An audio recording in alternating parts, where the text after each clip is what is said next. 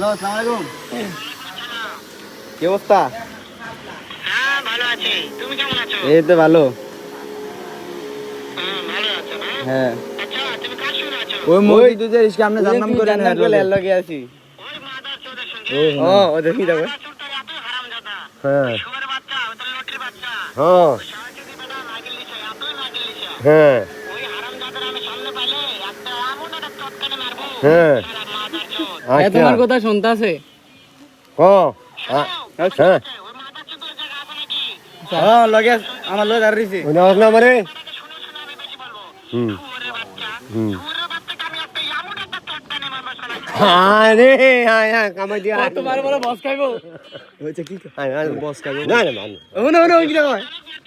হ্যাঁ, মারতে যে মারে। আমি দেখা সাক্ষাৎ হলে বলে শুয়োরের বাচ্চাকে আমি এমন চটকানে মারবো। মাদার চোদ।